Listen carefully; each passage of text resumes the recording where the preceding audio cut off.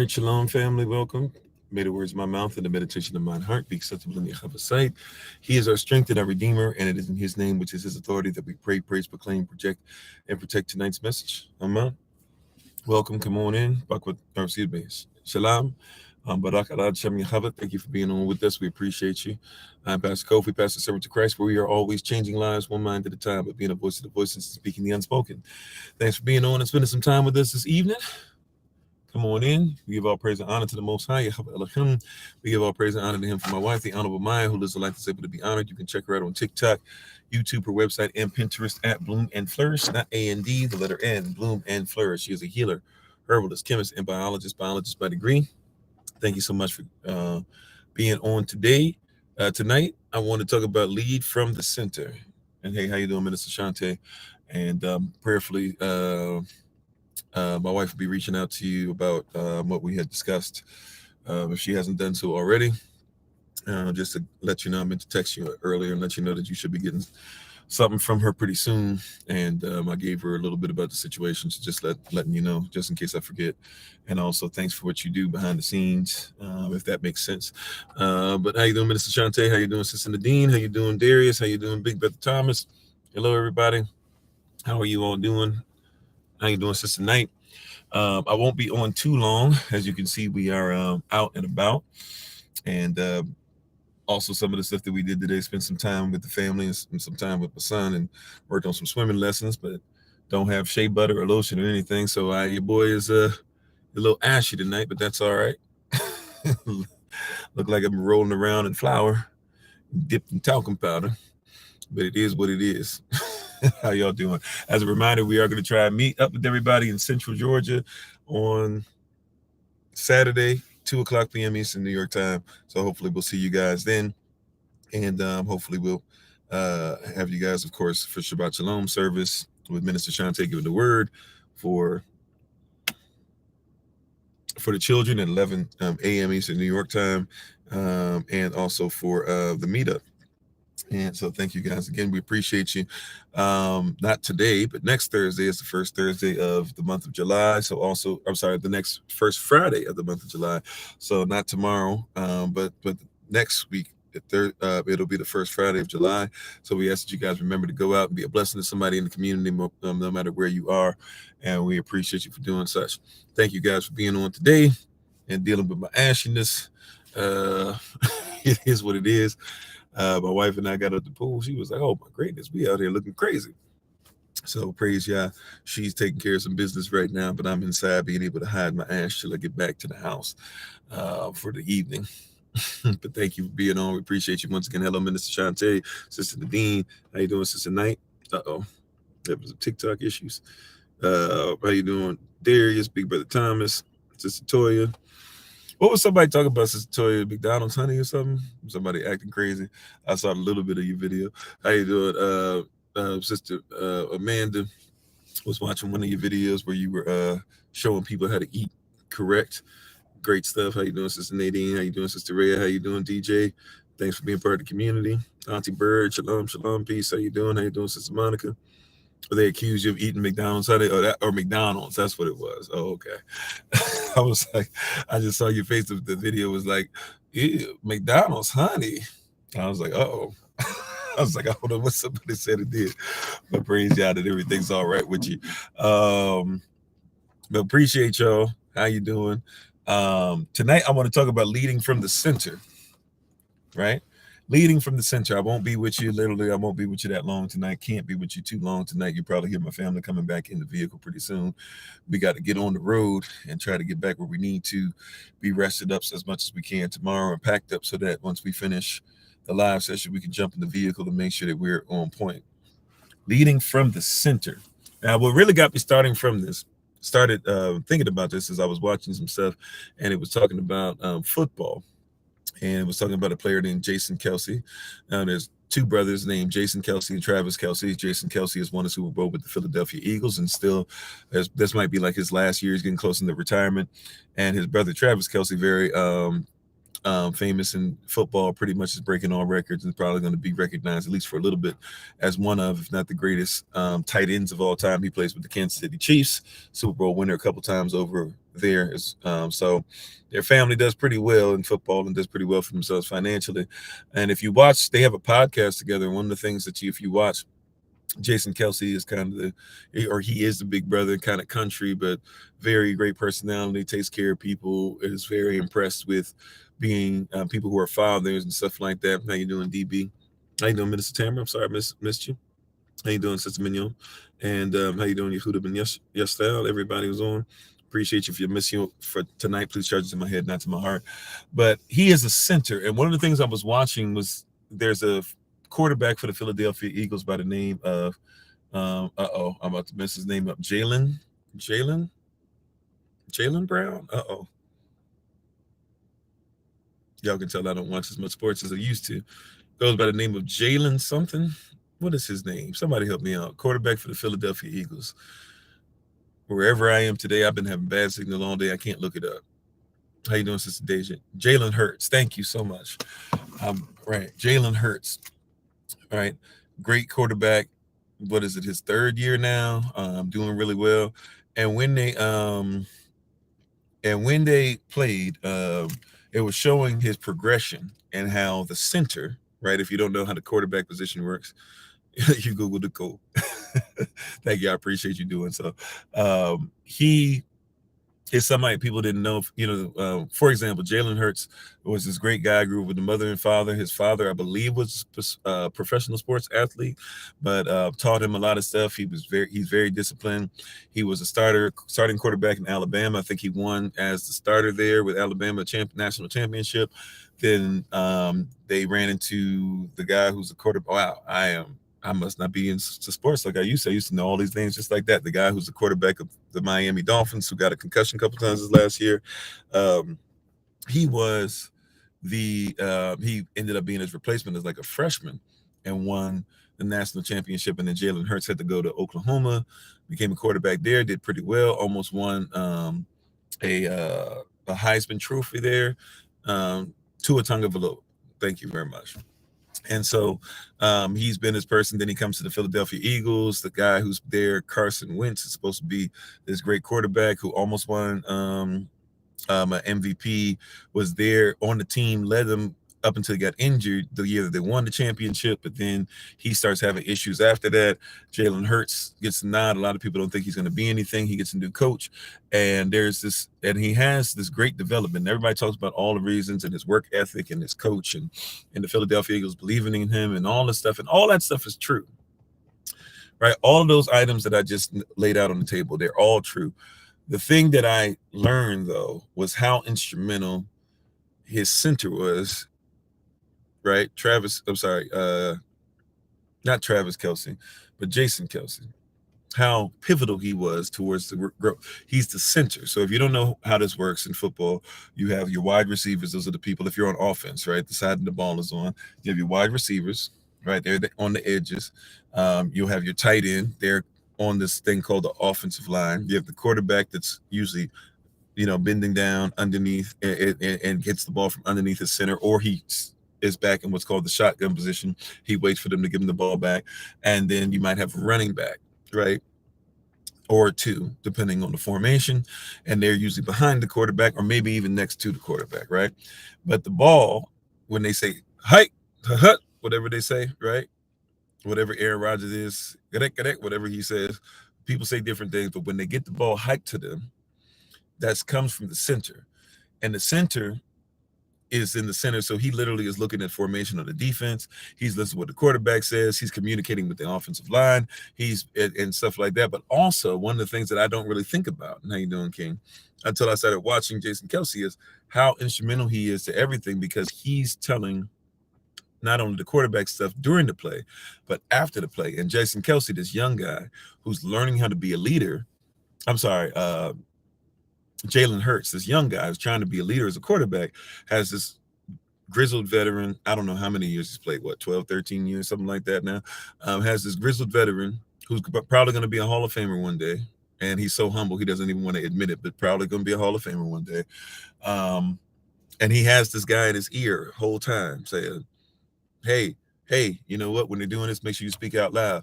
He said, hey, make sure that you talk to your people. Make sure you tell them that they did a great work. And then when he starts doing the great work and walking around and saying, great work, let's get it together. And then you hear Jason Kelsey in the background, hey, that's the way to lead too, because that's his number 2, right?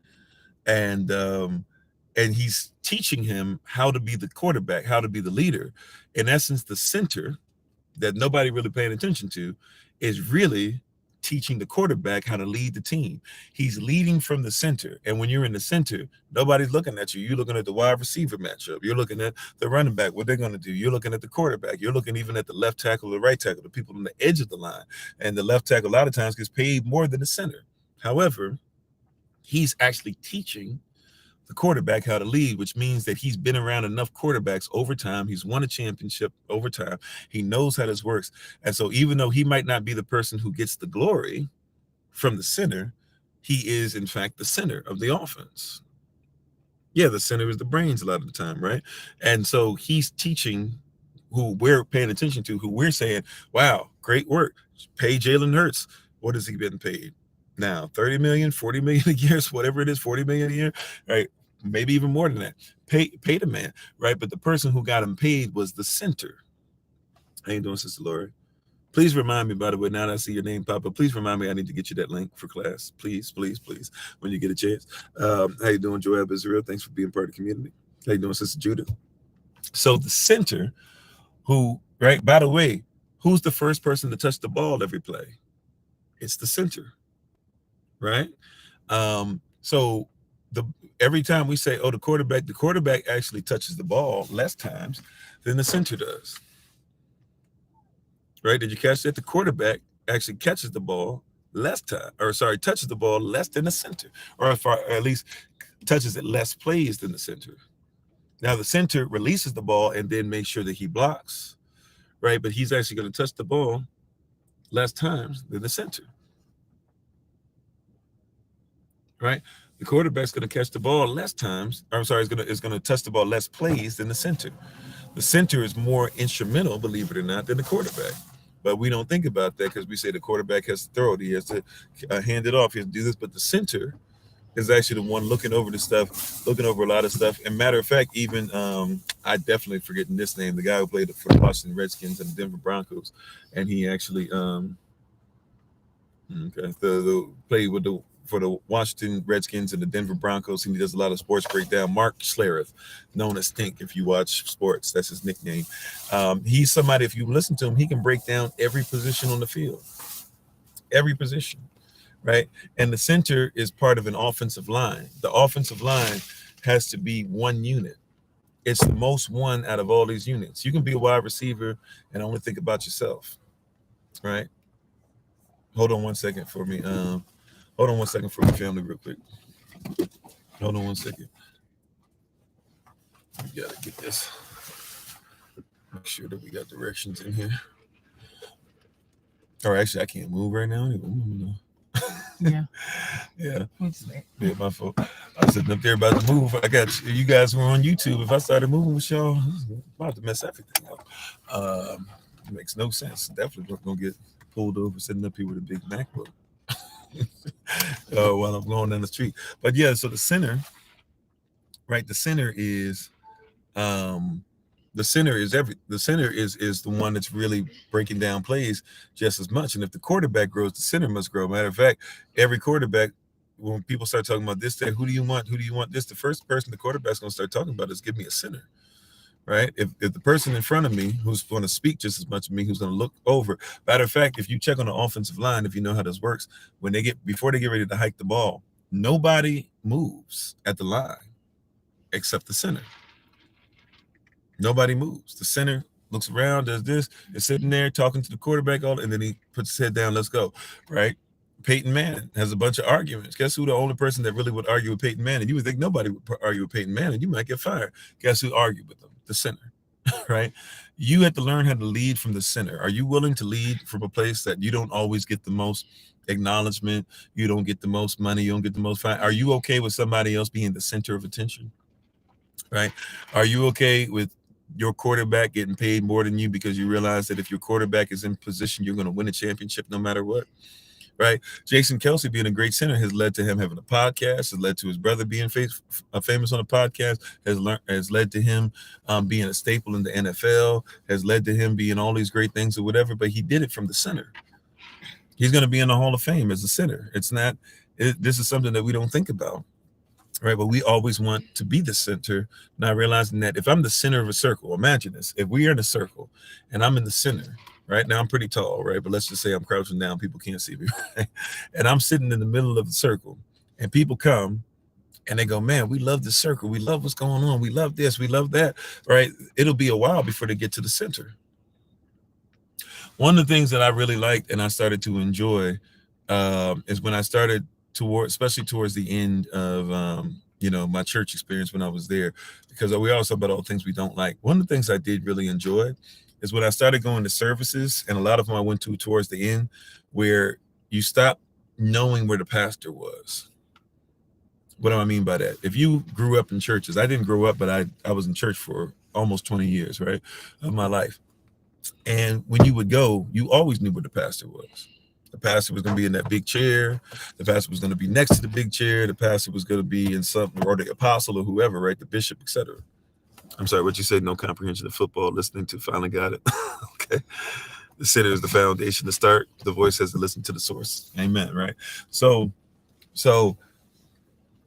when I went and I started seeing at the end that I like when, because people will come up to, and my cousin who's a pastor, let me give him credit for this too. He told this to me a long time ago. He said when people show up to my services sometimes, especially if I'm not preaching, people get upset because they're like, we can't tell who the pastor is because you're sitting out with everybody else. And I was like, that's interesting, but I was like, that's the way it should be. He kind of he taught me a little something on that. He showed me that just because you're the pastor doesn't mean that everybody needs to know. And that was something that really blessed me. When I saw that example. I saw it when I went to the first church I actually went to outside of the military. When I got to Waukegan, Illinois, about 45 minutes down the road, or about 45 minutes down the road from Chicago. And I was getting ready to go to this church service that everybody told me I was supposed to go to. And this was the best church in the area. And this was the best pastor. So I went there and I didn't have a job yet. I was still on unemployment from the military, which was pretty decent.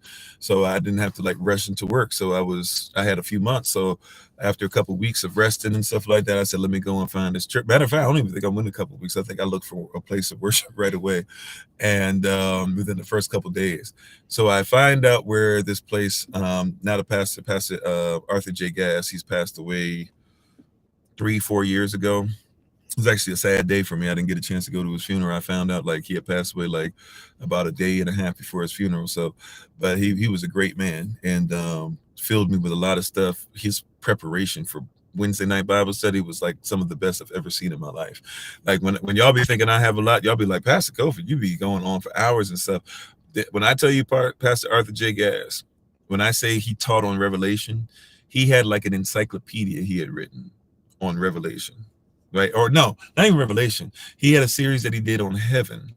He taught on heaven for a year and a half and taught on hell for 6 months or something like that, and had books just of this is the first week it was in a book, just thick, the first 5 lessons, maybe, let's say, was in a book this thick. It was wild. So I would literally read his stuff, not even just reading the information, even though it was great. I was reading how he studied. He was amazing. That being said, I would look at his stuff, and the first time I ever met him, I think I've told this story a long time ago. How you doing, Simplicity? First time I ever met Pastor Gass, I came there. It was during the week. There were only 2 people in the building. First person, I knocked on the door, I rang the doorbell. It took a while for somebody to come. I'm like, why is it taking so long? Because it looked like a regular, a little kind of church. It actually had a lot of land, but the church itself looked kind of small. Apparently they had a lot of stuff downstairs, and the secretary's office was downstairs. So she had came up, she had opened the door. She was nice enough to let me in. Now I even realize that more as I get older, how many men be out here, and sisters don't be feeling comfortable. But for some reason, she felt comfortable to let me in, right? But there were 2 people in there. So she says, oh, you want to talk to the pastor? He's around somewhere. And she just goes back downstairs to the office. I'm like, oh, all right. So I start looking around. She just let me look around the church. So I'm looking around. I don't see him. So I go to the bathroom, and there's a janitor or whatever, and he's fixing the toilet, or maybe plumber, whatever. He's fixing the toilet, and he's fixing underneath the sink. So I'm like, oh, okay, my fault. And he goes, oh, my fault. Do you need me to get out of here? And I say, no, I was looking for the pastor or whatever. And he goes, oh, I'm the pastor. Now, a lot of people might say, so what? I didn't grow up in the church, so maybe that's a normal thing. The churches I had been to up to that moment in time, pastors don't fix the bathroom. No. So that was like incredible. Like, I don't even know if it was incredible or incredulous, but it did something to me where I was just like looking at this man for a second. He just kind of smiled. Yeah, right. He kind of smiled at me like, oh, you weren't expecting this. He didn't say anything. He just kind of smiled and laughed at me. Very short man too, and I'm very tall, so it was very interesting. He just kind of looked up at me, very nice smile, balding head. Like like when I say spiritual fathers, that's like, he was amazing in my life. Like, I don't mention him that often, but like the more I think about stuff, like he brings a smile to my face still to this day. And so I'm talking to him, and I say, yeah, I just got out of the military. I've got some family in the area. I was told to move back here from Hawaii. I've never really lived in the Midwest at all, this and that. And I'm explaining stuff, and I'm like, but I'm a minister, and I'd like to be able to sit under somebody and get started. He says, okay, well, you're gonna have to start from scratch and this and that or whatever. And he said, and I said, yeah, okay, great. I said, I don't have a 9-to-5 right now. I don't have a job. So, and I said, I'm not gonna, and I said, I really need somebody in my life right now, because at that time I'm 22, going on 23, something like that. So I'm like, I need somebody to tell me what it is to be a father, to teach me how it is to love people, to teach me what preaching's about. I was like, I've been speaking since I was a little child. I was like, I don't really need that part. I need somebody to guide me in manhood. I had a great father who worked 2.5 jobs, but I really need somebody to show me what it is to be over God's people. He says, oh, you said you've seen grandfather and stuff. Yeah, usually deacons do that and stuff, right? So he goes, yeah, okay. And so he starts telling me all this stuff. He says, well, if you want to show up and learn, he says, meet me on Sunday. I say, okay, cool. What time is church start? Or maybe I was like, actually, what time does Sunday school start? He says, oh no. He says, meet me when I get here. I was like, well, what time do you get here? He says, well, I get here about 5:30 a.m. I was like, and I shake my head. I'm like, for Sunday service? He goes, yeah, meet me for Sunday service. I was like, all right. I didn't question it. In my mind, I was thinking, like, why are we coming at 5:30 when service starts? But all right, I'll just roll with what he says. So I meet him at 5:30, and he says, okay, cool. 5:45, we're on our knees, and then we stretch out on the ground and we're praying. Okay, all right. We finish, and then I look up because I keep looking over. I didn't even notice until the end. We've kind of been there for a while, so I kept looking at him. I don't want to get up before the man of God. You don't get up before he gets up. So I'm like, all right, we praying here, I guess. And I'm like, I don't know. I'm not really praying. I'm just kind of looking at, and he's on the ground. He's weeping. He's calling out people's names. And I'm like, man, okay. And he's got like 200 and something parishioners. So they finish. So he finishes this, and it's about, at this point, so remember we start 5:45. At this point, it's about 6:30 or something like that. So I'm like, okay, we've been praying, which makes sense. That's how we should start. Now, I've been going to services. I've been on ministerial staffs now. I've played music. I've done Sunday school. I've gone to Sunday school, all this stuff. I've never seen this. Maybe this happens in a lot of places. I'm just telling you, I've never seen this, right? So then after that, I go, what are we going to do next? He says, every Sunday before everybody gets in, he says, I fill up the baptismal pool. I'm like, word? Why are we filling up the baptismal pool every Sunday? Because I'm used to other churches, right? So other churches, they might fill up their baptismal pool on baptismal days, or they might fill it up on every first Sunday or something like that. But he's like, I fill it up every Sunday because, first of all, I can't leave the water in there. It might get nasty. But he's like, number two, I fill it up every Sunday because somebody might come in and we might need to baptize somebody. He's like, so I don't wait for the opportunity. So some of you who've met me, you've noticed that somebody might just ask me about baptism. And I'm like, fine, as long as we can find some water somewhere, let's do it. Why? Because I saw this man leave from the center. Right. I saw like nobody knew. And he even said the deacons are technically supposed to take care of some of this stuff we're taking care of. But he said, it's my responsibility. So I just make sure it's done. If they get here when I get here, but he's like, I don't depend on them to get here. He's like, I depend on it to get done. I said, oh, wow. All right. Right. This is the first Sunday. I've only had 2 conversations with this man. I've heard about this man's reputation, but I've only had 2 Sundays with this man. Right. So then after that, we then fill up the baptismal pool. And then before everybody else comes in for Sunday school, which is going to start at about 10 a.m. or 9:45 a.m. So we finished that, right? Oh, and in between there, I forget. Excuse me, forgive me. He had me because he normally would do it, but he said, "You want to learn what being a pastor is about?" I said, "Sure." So what does he have me do? He says, "Well, normally I vacuum the whole church." So he says, "You can vacuum." Wow. Okay. All right. No problem. And so, I mean, and this stuff he had me do every Sunday for months before finally he had a bunch of ministers under him. So eventually he said, hey, he talked to somebody else. He was like, hey, my boy, he talked to people about me like this. He said, this is my boy. This is my son. He said, he's going to go to your church and he's going to help you out because you don't have any ministers. But if he goes over there, he's going to preach. He would tell him straight up because he was like one of the big deals in the city. It's like a little small town, but he was like the big deal. So he would say, he's going to preach. He's going to play. You're going to use his gift. He's not going to sit down. He was like, he's one of the best I got, but I don't have enough space for him to use his gift. His gift needs to make room. This is how he talked about me, right? Leading from the center. So I would go to these other places, get these opportunities. People would be like, who is this guy preaching? And didn't even realize that it was Pastor gassing me up, literally like gassing me up, right? So it was him. It was him in my ear. It was him who I heard preach. I had to be careful because I started trying to even sound like him. I had to be like, oh no, I'm not supposed to, be a copycat. But like, I love this man, right? Like after a month, I was hooked on whatever he told me to do. That was what I was supposed to do. He taught me to take care of home first. He said, this is why your family falling apart. Like he was telling me, he was teaching me things. And he legit was just, when I went through some of the wildest times in my life, he would show up at my apartment complex and say, hey, son, I've been there too. I'd be like, you've been through this? He'd be like, yeah, son, I've been through this. I've been through this. Right. So, but then after that, Sunday school starts. And before Sunday school's getting ready to start, Sunday school starts at 9:45. So it can go an hour so we can be done by 10:45 so we can start, praise and worship and everything. And he's at 9:30. At 9:30, he's like, hey, Kofi, come in here for a second, son. I'm like, yeah, what we're gonna do? He said, that Sunday school and everything is great, and you're gonna go out to it in a little bit. But he said, since you came in here and you want to be faithful, he said, I'm gonna teach you. I said, what? He said, yeah, I'm gonna. He's like, you're my son, you're my spiritual son, you're on the ministerial staff. So they get some stuff out there, but he said, you in the inner circle, you have to get something higher, because I can't have you teaching people how to come higher and you don't know how to be higher yourself. Right? Like this is him leading from the center. So I finally get to my initial sermon there. I preached sermons before then, right?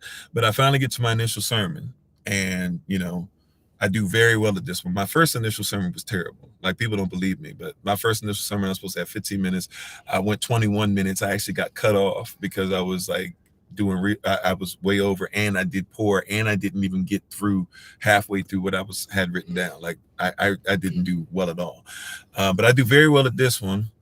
He gives me my license and everything. And then he says, hey, now that he's finished, he said, you're going to all shake his hand as you walk out. That was the pastor's spot. He was supposed to shake everybody's hand as they left the service.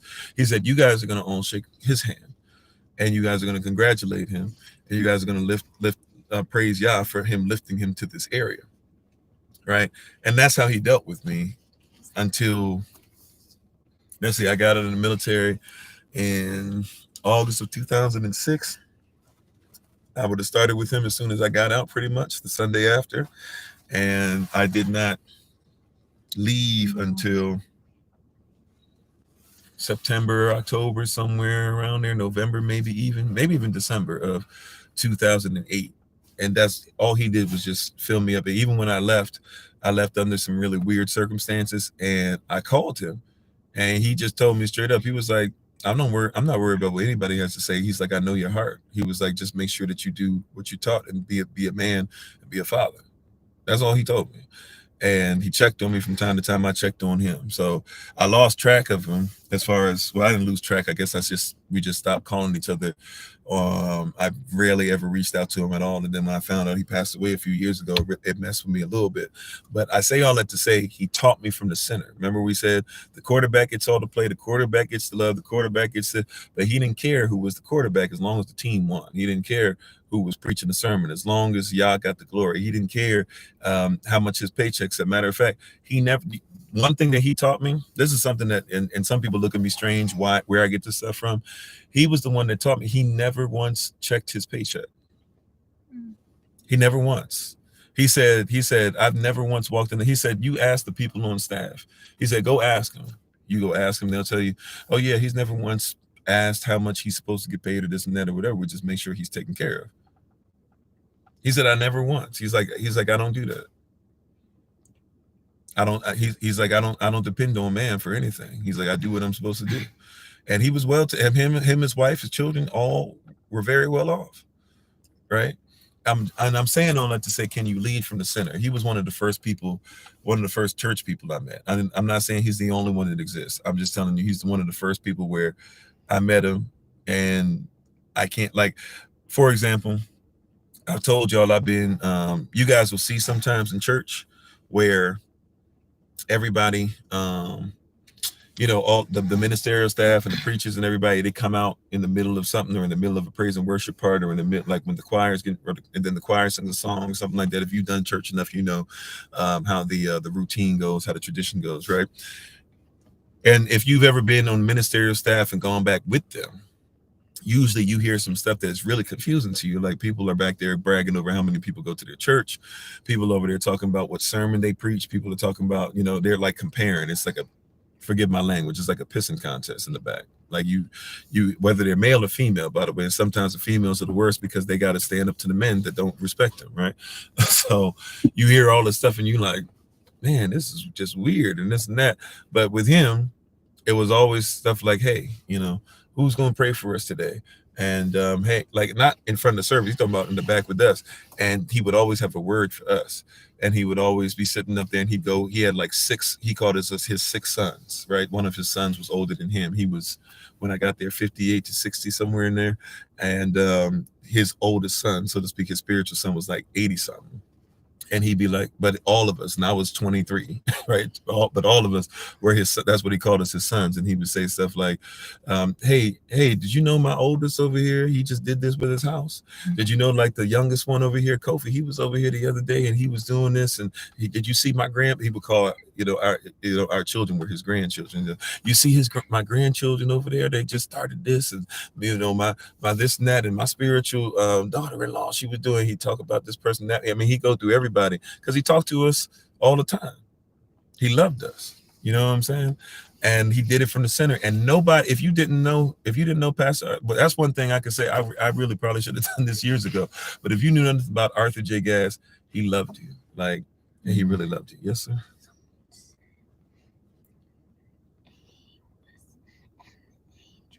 Okay, thank you, sir. Yeah. So he was doing what he was supposed to do, and he led from the center, just like on the football field. Everybody looks at the quarterback. Everybody looks at the wide receivers. Everybody else looks at the running back. Everybody looks at the tight end. Everybody's going to talk about all these other positions. But guess who's the one that holds it together? It's the center. The quarterback, when he says hike, who does he get the ball from? The center. And we don't even think about him. And so I was looking at that video I told you about Travis Kelce, and I realized, oh, you want to say hello? There you go. So, and I looked at him. I looked at this relationship, and I just started saying to myself, wow, how many people really know how to lead from the center? How many people don't realize that when Jalen Hurts, who everybody's now talking about, he's going to get paid $40 million and he's this great quarterback and we can't wait to see him win the Super Bowl and all this talent that he has. And is he going to be the next Patrick Mahomes, or is he going to be the next person to challenge Mahomes for a spot and all this stuff? And people don't know that just all it was 3 years ago where people were like, I don't even know if he deserves to be in the NFL. And 2 years ago, I don't know if he deserved to be the starter, but it was a guy that was the center that nobody cared about, Travis Kelce, who was speaking into him, and wasn't the same skin color, by the way. So this is something that goes past skin color. This was by using the colonial construct, social construct. This was a white man who saw something in a little young black boy, right? 20, I mean, let's just be real. Like, how mature are we at 21, 22? This is a 22, and he's mature for his age, but this is a 22-year-old boy coming out of college, ends up getting handed a team, right? A team worth billions, and he's the face of it. And you have this guy who's the center that every time he says, hey, hold. Make sure that every time that you finish something, we come to the sideline, lift your guys up, talk to them, feed them, tell them how great they are, tell them how awesome they are, right? He's teaching them how to lead. He says, hey, make it a point when you're giving the when you're calling the stuff at the line, realize they're going to start getting louder and the crowd's going to get louder. So you got to make sure you lift your voice up. Be loud. When he starts saying stuff on the sideline that gets his team pumped up, you see that you hear the center in the background. That's how you lead too, because that's his number, right? Number 2. That's how you lead too. He's lifting them up. And still to this day, when you hear him in interviews, you never hear Travis Kelce be like, yeah, I did this. I taught him this. He goes, man, Jalen Hurts, he's a great leader. If it's not for him, we don't get to the Super Bowl. If he doesn't do what he's supposed to do, we can't get higher in what we're supposed to do, because he leads from the center. Don't be one of these people who leads from the side to the circle, right? Who leads from the outskirts, because if you're on the outside, look, in the center is the center where you can see everything anyways, but you just won't be the first person seen. Like I said before, if I'm in the center of the circle and people start looking at us from the outside, they might see 70 layers of people before you even see me from all angles. So what, right? I'm part of the circle anyways. And if you want to say I'm the leader of the environment, then fine, I lead from the center. Right? It's the quarterback doesn't hike the ball from the wide receiver position, right? He hikes the ball from underneath the center. So even if you say the quarterback is the most important person on the field, we would call that the catalyst, right? He might not be the leader, but he's the catalyst. So the quarterback might be the catalyst, but it doesn't mean he's the leader, right? You might be just because you got the most talent doesn't mean you're the leader, right? But just because you could have the most talent to be the leader, but it doesn't necessarily mean that, right? Like, there's a lot of stuff that you're going to have to get used to, and get used to building up people who become the center. Okay? You be comfortable being the center and not everybody knowing what you're doing, not everybody knowing what you're talking about, not everybody knowing how you love. People don't have to know everything behind the scenes. People don't have to know how many nights that you cried, right? People don't have to know how many times that you called somebody to build them up. There's a lot of people on here that don't know that Pastor Kofi gets built up by a lot of you guys checking on me, or speaking a word, or saying you got a revelation, or doing this or whatever. There's a lot of y'all who I know have prayed for me and have never told me some of the prayers that you prayed, and then literally during a live session say, wow, I'm so glad that y'all I prayed for that, right? Like, you guys we can lead from the center. We don't always have to be the person on the side that everybody sees. Wide receivers love to be seen, but there's a lot of teams that win Super Bowls and don't have to have the greatest wide receiver play. I'm not saying you don't need a wide receiver. They're important to the team. They got to be out there. But there's a lot of teams that win Super Bowls, and you look back at them, right? How many times did the New England Patriots win a Super Bowl, and you can't tell me who the wide receiver was that was great? I mean, they had great games because they were in the system, but Julian Edelman is not one of the greatest wide receivers of all time, but you know his name. Why? Because he was okay being in the center of it, being in the mix. He was okay blocking. He was okay doing, but he didn't have to be, he didn't have to be Tom Brady. Everybody knows Tom Brady. But Tom Brady, that's one of the things they gave Tom Brady credit for. Give him whatever, but people want to talk about that center, that whatever player. Everybody does it. And this is weird in sports how people do that anyways. As if Tom Brady won, 5,000 championships by himself. Like, he had a team, right? But people don't like to talk about those people who do the little stuff. But you got to have those players. Why do y'all like? Well, I don't know if you like him or not, but why do people like Draymond Green? If you know how to work, Draymond Green.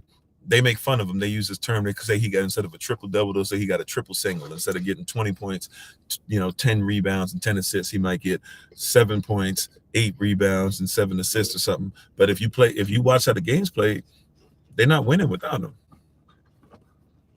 Dennis Rodman still to this day will tell you the Detroit Pistons should not have retired his number 10. But they retired his number. And as much as you want to say how his life fell apart, this and that or whatever, Dennis Rodman did the stuff that nobody else would do. He get all the rebounds. He would fight people.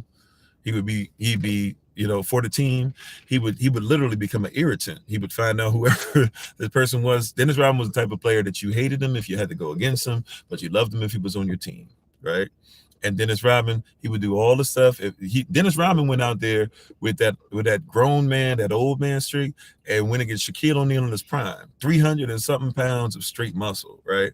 7'1", and Dennis Rodman would be up there in his face the whole game, making sure he didn't get back down and doing whatever it took to win the game. That's why he gets respect, not because he scored more points. He was willing to do the dirty work. Are you willing to be the center? Are you willing to be once again, I'm not saying the center of attention, but even if you are to see that we use these really weird words. We think that the center of attention means that everybody's looking. No, but really technically the center of attention, once again, if I have a circle and everybody's looking at the whole circle, especially if you're looking at it from where you're looking at it from the side of the circle and everybody's standing in the circle, you can't even see what's at the center. Yeah, he gave Shaq the business. He gave him the blues, right? Shaq will tell you that. Shaq wanted them on his team. Remember, Dennis Rodman and Shaq actually played together one year, at least 1 year, right? And Dennis Rodman, now then he loved Dennis Rodman. Thought he was weird, but he still loved Dennis Rodman, right? But you can lead from the center, or what comes with it, especially when having to make tough calls or be the monster. Yeah, there's sometimes people try to make us something that we're not supposed to be. But I'm just trying to tell you, be comfortable with having stuff happen and you not getting the credit all the time. Be comfortable with people that are out there that are going to like not give you credit, but still like build upon what you built. Like that happens. And when it happens, okay. And I'm not even talking about anybody who's probably on the live session right now. I'm really not. I'm just talking about like this happens. There's a lot of y'all that be sending me stuff and being like, hey, my wife says this all the time. Hey, wasn't nobody talking about this, but now everybody's talking about this in the Hebrew community or even outside of it now. Right? Stuff like everybody now talking about sex is marriage, marriage is sex. Oh my goodness. I saw this girl, this lady, who was clearly not necessarily a part of our community, and I think she was Asian or half Asian, half white, clearly a different type of community, and she was sharing the idea of sex being marriage, which I don't even know where she got the idea, because I don't think she was even biblically based. But I was like, okay, sounds like she's been listening to you, honestly. Yeah, and by the way, there could be possibility. I'm not even saying it has to be mine. There could be a possibility that somebody. Hey, Sherry. Sorry. It could be a possibility that somebody else came across it, right? But I'm just trying to say, even in all that, like, okay, like, as long as Yah gets the glory, are you right? He's going to be the one that's going to see you at the center, anyways. Let him see you at the center. Don't worry if everybody else sees you at the center. All right, but that's it though. We got to get on the road. I'm already a few minutes over what I wanted to be. Oh, sorry. All right, so thank y'all for being on. We appreciate you. You can see the whole family's in here. We thank you guys for being on with us. We appreciate you. You guys take care. I will see you guys in the rising. As a reminder, once again, those in Georgia, we look forward to seeing you guys 2 p.m. Eastern, New York time. I'm gonna just say it like this: since we didn't really get a chance, it doesn't seem like we had a chance to map it out the way we want. So everybody who's coming on Saturday, just bring your own food if you can. Maybe we'll have some water, maybe, or something, but I would just say bring your own food to be safe. Thank you guys for being on. We appreciate you. We look forward to talking to you guys again tomorrow, 8 a.m. Eastern New York time. And y'all take care, all right? Appreciate you. Keep each other lifted up in prayer. Thank you, everybody who came out to the meeting tonight. If you didn't make it, make sure you get in contact with me, please, so we can make sure that you have the same stuff. Also, too, let me just go ahead and put this out here. We're going to try and send it to everybody and maybe even email it as well at some point. But we're going to make sure that we send out by this weekend to everybody. Everybody should have the seven F's or the 7 pillars for membership. Also, too, there's something else I'm supposed. Oh, also, too, we're going to make sure that everybody has WhatsApp, right? Because WhatsApp is we're going to use it for as like bulletin board stuff, and then we're going to make sure everybody has the Discord app so that we can actually have more stuff. So we have one for the men, we're going to have one for the women, we're going to have one for everybody, SOC for Discord, and then we'll make sure that we have this same thing for everybody on WhatsApp. WhatsApp will be what we use for the bulletin board stuff. Discord will be so that we can make sure we talk to one another. And then those who are doing project management stuff, I'm still working out that app. All right. I am still working on looking at another app that somebody has, that somebody's created, that we're going to try to go on as well, because apparently it's more free, where you don't get blocked for every little thing as well. So we'll make sure that this stuff is there. But thank you all. We appreciate you, and we honor your presence today. And as always, tonight has been the family. We are, like you are, we're part of SOC, where we're always changing lives one mind at a time, but being a voice of the voiceless and speaking the unspoken. That's how we have the great privilege, opportunity, responsibility of being in front of you all again. Please remember, as always, just that you are loved, you're necessary, you're majestic, you're fearfully and wonderfully made, and you, which is all of us working together, will be the reason why people who are in this system no longer have to be of it. Shalom, family. Shalom, family. Peace. Sister Sonia, Sister Nadine, everybody. And y'all be safe out there on the road, Sister Sonia and Sister Barbara and Beverly. If y'all are on tonight, y'all be safe. Yeah. All right, talk to you soon.